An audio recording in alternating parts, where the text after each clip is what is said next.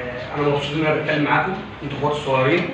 وكنت انا في يوم من الايام تقريبا في 2009 كنت طالب في مدرسه صلاح تاتا الاعداديه. ف عايز اقول لكم ان انا واحد زيكم بالظبط، طالب زيكم بالظبط، كنت هنا في المدرسه ديت.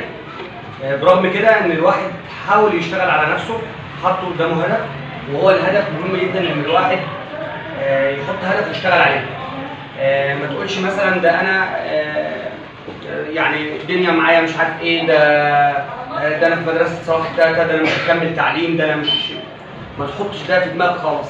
حط هدف قدامك، كمل مرحلتك التعليميه كويس، اشتغل على نفسك. لو انت مقصر، يعني انا عايز اقول لكم نقطه مهمه جدا يمكن ندمان عليها. في اثناء تعليمي في الوقت ده كنت مقصر في التعليم عندي، ما كنتش مهتم بيه. عايز اقول لكم بندم على كل لحظه انا ضيعتها في حياتي ما استغلتهاش في التعليم، لان التعليم مهم جدا. لو انت ربنا اكرمك في شيء معين، سواء كانت هوايه، سواء كانت مهنه، سواء انت سافرت بره، بتلاقي نفسك ان المرحله التعليميه وانت صغير محتاجها دلوقتي. فلو قصرت حاليا انت لسه الفرصه في ايديك. ما تبصش النهارده مثلا ان الفرق ما بيني وبينك ما يقارب مثلا من 15 سنه او 14 سنه. ما توصلش للمرحله ديت ان انت تندم على اللحظات دي. طور من نفسك. ممكن النهارده لا شك منكم جميعا انتم معاكم التليفونات والابلكيشن كلها، فاستغل مثلا وقت من وقتك، اتعلم اللغه الانجليزيه، اتعلم العربيه، اتعلم اي حاجه تفيدك. فده دي كلها مراحل احنا بنستفيد منها. فانا ليه بقول لكم كده؟ لان انا كنت في المدرسه دي وما كنتش مهتم بالفتره التعليميه بتاعتي، ولما كبرت ولما وصلت اللي انا فيه ده حاسس ان انا يعني مفلس، يعني ما عنديش الداتا اللي هي تكفي. ولكن حاولت بطور من نفسي، بحاول ان انا كل اللي انا كنت مقصر فيه بشتغل عليه. فمهم جدا ان احنا نشتغل على نفسنا في المرحله التعليميه اللي انتوا فيها ديت. يعني سيبكم ان انت تفضل الحصه بتاعتك او في الفتره الدراسيه بتاعتك وتمشي تمام. لا، انت ابدا طور من نفسك، ومحدش فيكم يحبط. وفي حاجه انا بقولها: اذا اردت ان تحصل على اشياء لم تحصل عليها من قبل فعليك ان تفعل افعال لم تفعلها من قبل. بمعنى ايه؟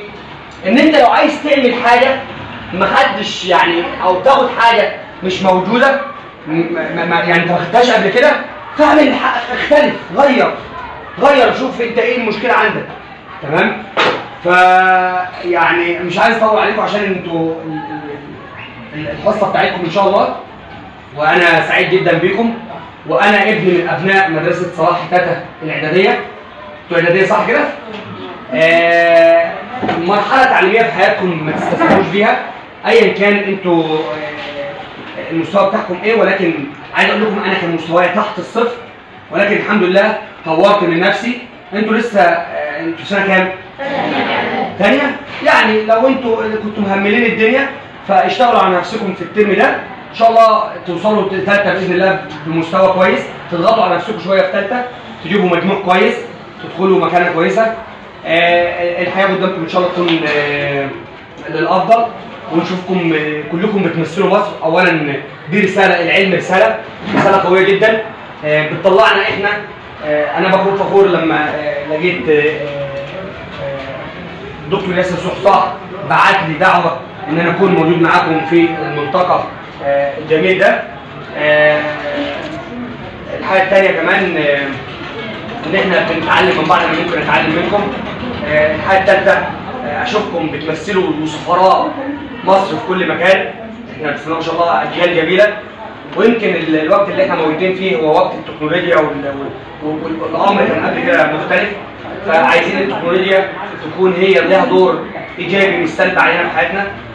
عايزين التكنولوجيا هي اللي تشتغل عندنا، مش احنا اللي نشتغل عندها. خلي بالكم من الحته ديت.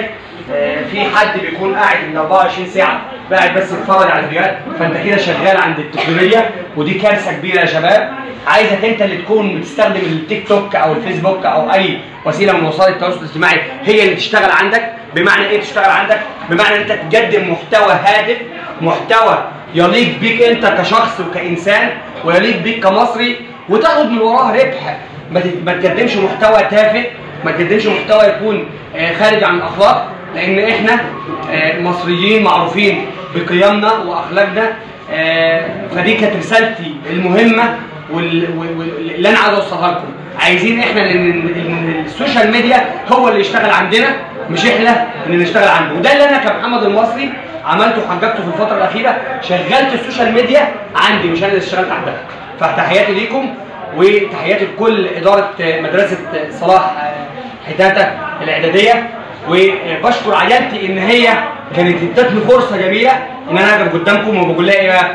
بقول لها ان عشقي لدراجتي حقق حلم طفولتي، فخطيت الليل والنهار بين الجبال والاغوار، ورفعت اعلام بلادي على منصات الانتصار، فانت يا مصر اصنع غايتي ورساله السلام في ذهاب وعودتي.